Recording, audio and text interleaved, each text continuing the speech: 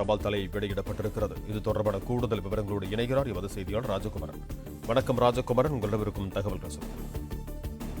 தமிழ் வேந்தர்களின் வரலாற்றிலே சுவரன் மாறன் என்கின்ற இயற்பெயர் கொண்ட இரண்டாம் பெரும்பிடுகு முத்திரையர் தான் முதலாக தஞ்சாவூரை உருவாக்கி ஆட்சி செய்த மன்னராக கருதப்படுகின்றார்.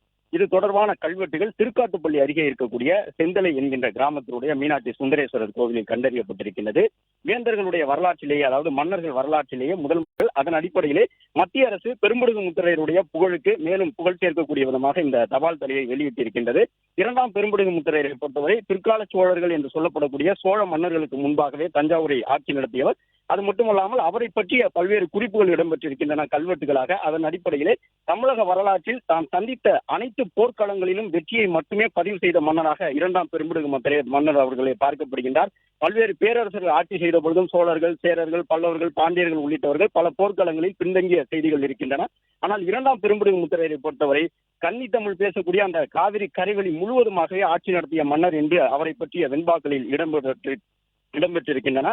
கல்வெட்டுகளாக அவை இப்பொழுதும் பார்க்கப்படுகின்றன. அதன் அடிப்படையிலே தன்னுடைய அவையிலே 4 புலவர்களை கொண்டு தமிழ் மொழிக்கு சுவஸ்திஷி என்று தொடங்கக்கூடிய அந்த புகழ் பாடக்கூடிய மன்னர்களுடைய கல்வெட்டுகளுக்கு முன்பாகவே தமிழில், தூய தமிழிலே வெண்பாக்களை வடித்து அதில் தன்னுடைய போர் செய்திகளை பதிவிட்ட முதல் மன்னராகவும் பெரும்பிடுகு முத்திரையர் பார்க்கப்படுகின்றார்.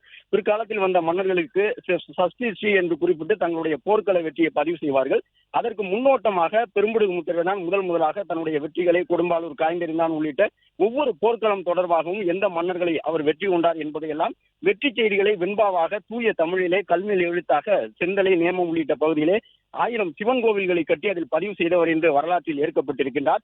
பல்லவர், பாண்டியர், சோழர் உள்ளிட்ட மன்னர்களோடும் தொடர்புடைய மன்னராக அந்த காலகட்டத்தில் வாழ்ந்த கிபி 705 முதல் 745 வரை ஆட்சி செய்த மன்னராக இரண்டாம் பெரும்பிடுகு முத்திரையர் பார்க்கப்படுகின்றார்.